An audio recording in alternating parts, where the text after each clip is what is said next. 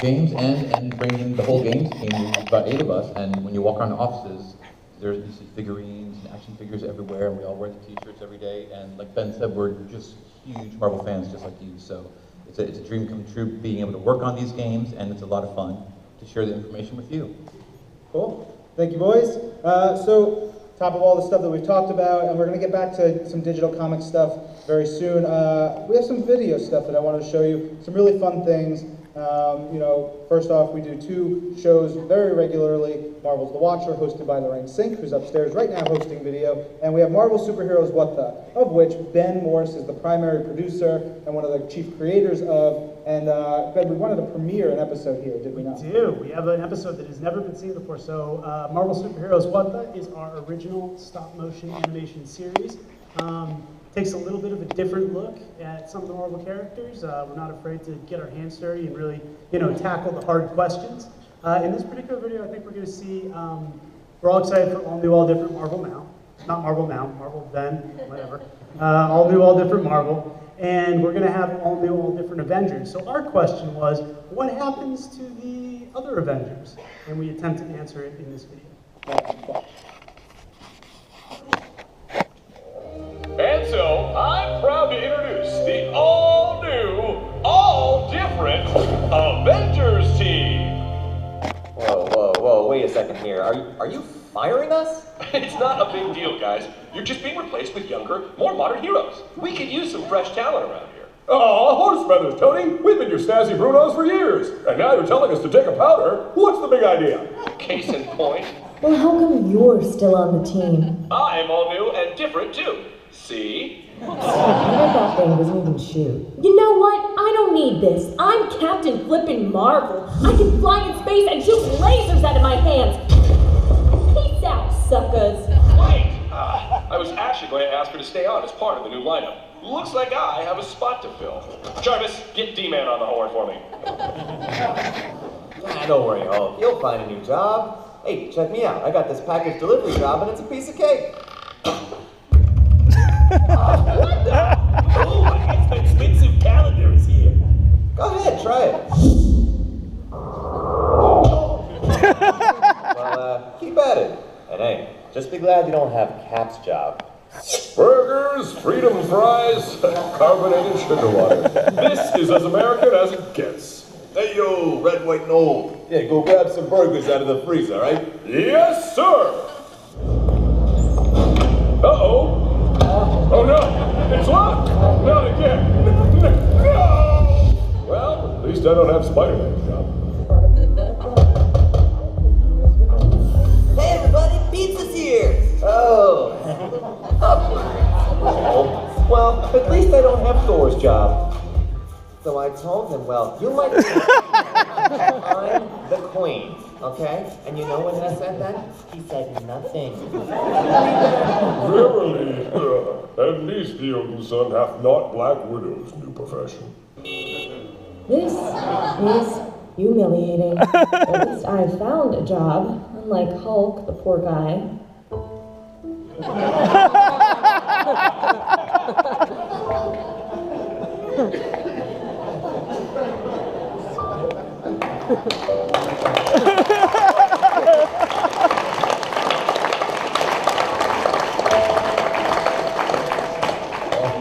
That was a riot. I will never get tired of sad Hulk TV show jokes. They will always work. He's a lonely, lonely man. So thank you, Benjamin, for that. So I was speaking about Agents of S.H.I.E.L.D., and so we have an editor on my team who works out of the West Coast office. His name is Strami, and he is helping out with a lot more stuff. And he helped out with this video a little bit, but it came from an idea between Brett Dalton and Joe Quesada. So Brett plays Agent Ward, or not Agent anymore, I guess. He plays Ward on Agents of S.H.I.E.L.D. Joe Quesada is our chief creative officer. They put this video together, and it's incredible. And so I asked Joe, please, please, please, can we put this in the presentation because I really, really love it. And he said, sure. So we're gonna watch. Wait, we're not gonna watch because unless someone didn't put it in. I like this one. Oh, that was a good one. Deja vu.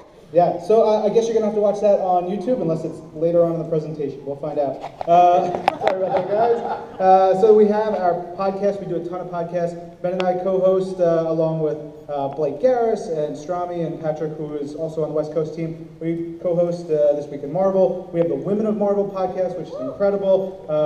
Those ladies are doing incredible work, and they have a panel on Sunday, so please check them out. And yes, woo indeed. We also have This Week in Agents of S.H.I.E.L.D., This Week in Marvel's Agents of S.H.I.E.L.D., which is running concurrently with the series. After every episode, we'll have an interview with someone on the show. Started up with the first episode of season 3. We'll keep going. Those are awesome. And one thing I wanted to share was that we spent some money and we got some official theme songs for Women of Marvel and This Week in Marvel. The This Week in Marvel theme song is by Jimmy Yearn from Mindless Self-Indulgence. He's a friend of mine. He's an amazing songwriter, and it's bonkers, the stuff that he wrote for us. And Married with Sea Monsters did the theme song for Women of Marvel. If you are familiar with the Mary Janes and the song that was produced after Spider-Gwen first came out, they actually did that, so we hired them to do a song for Women of Marvel. It's really great. You'll be hearing those pretty soon, and maybe even if you go to the Women of Marvel panel, you hear a sample from that song. So from podcasts, we've got Infinite Comics. Jordan, what is an Infinite Comic? Infinite Comics are basically, it takes all the things you can do on the internet and with digital media that you can't quite do with regular comics, and we use them to make original digital comics in a way that doesn't translate to print. Well, at least not exactly the same way. So we've done a number of them. It involves transitions between panels that make it, they sometimes will look like it's animation. It's not actually animation, but it's just a new enhanced reading experience, but the reader still gets to control the pace of the storytelling the same way they do with a regular comic. And Jordan, what's kind of interesting, so there's not actual pages, right? Right. Instead of being, like when we take a regular comic and turn it into a digital comic, we take the regular pages and we show the page and then you go around on the page. On this, it's made as screens that are just made to fit your computer screen or your iPad screen or your iPod screen or whatever device you've got. So it's made to format to that, and you click through it, and it's a really great experience. We do a number of them. We do them on I think on the Marvel Kids site, like they said earlier. There's a whole bunch of free ones there you can check out, and then we do them pretty regularly through Comixology as well. They're so much fun, and I highly recommend them. We do eventually print them in print, but even though the story still comes through, the reading experience is super, super cool and lovely. I highly recommend it. Yeah, and so we've got a brand new one coming up. Yeah. Deadpool and Cable split second. Who's excited about everything Deadpool? I'm sure everyone. So we brought on writer Fabian Nicieza. Is that my pronouncing it correctly? You are absolutely not. Terrific. But very close. I'm trying. Riley Brown doing art. Tell us a little bit about what Deadpool and Cable split second is all about. The story reunites the two characters who had a 50-issue run a few years ago that I wrote and Riley drew for a year. Thank you very much. That's why it was only a 50-issue run. And it's a great opportunity for me to get to write the characters again, but more importantly to see it with a little bit of a twist, because right now Deadpool clearly is the more popular one because his name comes first. Cable's name used to come first, so Deadpool's on top, and he's more than happy to lord it over Cable, that his life is much better. He's married now. Yes, he's married to a demon, but he's still married now. He has a daughter. He has a job. He's relatively fulfilled. He's going to be on the Avengers, apparently, which nobody would have thought of 25 years ago.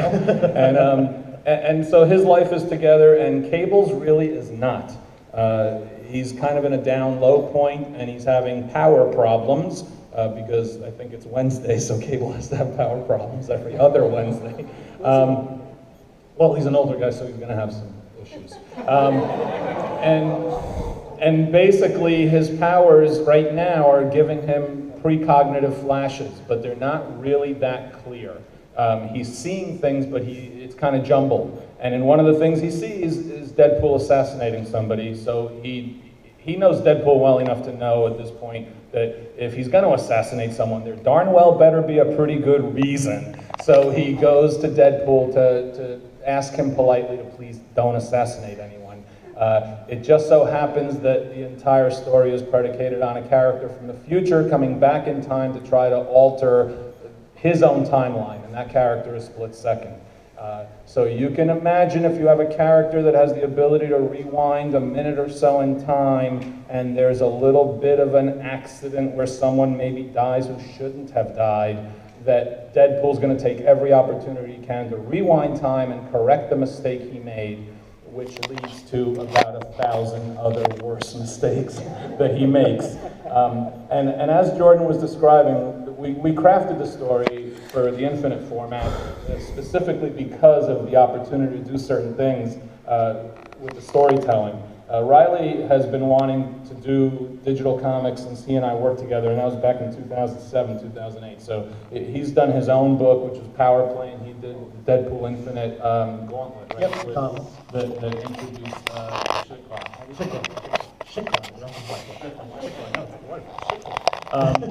and as a result, Riley comes up with all these great ideas that then we have to figure out how to do. One of the ideas he came up with is he wanted to tell a section of one of the chapters in a way that you can read it two ways. You can read it going forward, but you can also scroll the opposite direction and read a slightly different story going back. So it's crazy. It's a sequence where Deadpool's fighting against the character. That other character is traveling backwards in time, while Deadpool is traveling normally forwards in time. Is it going to work out? We'll know really, really soon. And the panels that were up here, the panels on the previous page and this page, you'll see they all connect. So what, like, for example, on these 4 pages, what happens is you start on that first one, then it scrolls over to this one, then it scrolls over to the next one, and then it scrolls over to finally see Deadpool. Yeah, that's 4 screens, so you're scrolling and you're seeing it unveil, but it also forms a much larger whole. There's a lot of semi-animation sequences where there's still figures in a panel, and you scroll and then another character pops up behind them. It lets you do some things with dialogue that's a lot of fun too, because you get to refer back to a panel you just had and change a balloon in the panel previous. The book will appear in print, and it's going to appear as a standard comic in print, and it's going to read real well, if I may say so myself. But in the digital format, it lets you do all kinds of fun, innovative storytelling techniques, and I won't even say storytelling tricks, because it's really techniques that are very similar to storyboarding or animatics in movies or television. And I've been enjoying it tremendously. I love the format. I want Marvel to be aware that it's almost 5 times the amount of work of the normal comic book format. So just so Marvel knows that, if you're doing it right, you're really working hard. And I'm not working that hard because I'm just the writer. Riley Brown, the artist, is working tremendously hard. I'm just taking the full benefit of all of his hard work for myself. Very exciting. I'm looking forward to that. So we've got about 10 minutes left. If you guys have any questions, comments, we'll bring the lights up a little bit. There are microphones over here. We would love to hear from you guys if you want to ask anything about Marvel games, digital comics, such. Jordan, you got any songs to play while people file up? Do you know the Jeopardy song? No, I don't know the Jeopardy song. On the ukulele. Does whatever a spider can, spins a web in any size. You see it look nice. Here comes the Spider-Man. All right, what's your name? What's your question? The question I have is regarding the Marvel games. Are we going to see some more offline content for like Future Fight and Constance of Champions? Some more what now? Offline content. Offline content for the games. Yeah, I mean, those games are engineered in a way where, you know, your account information and getting updates from the server, always, you need to ping the server to get your account activated and get in there and play games. Once you've done that, you can play it and up offline, but you've got to be able to sync your experience and your currency and your progress so everything stays in sync. So while it doesn't necessarily require you to be playing online live with other people, it needs to keep your account sunk up to their servers so that everything all the data and all your account information stays in sync. So that's how the game works technically. In our case, we always have to be online because right now we have about 15 million people downloading the game. and there's a lot of hackers out there. And if you get it offline, they will exploit it. And because it's a fighting game and people are competing worldwide, we don't want them to be, that happens to other games. So we wanted to keep it really tight so people have a fair experience. What about having like direct challenges, like Contest of Champions? Having like Yeah, ability to we're search pretty out much a done. particular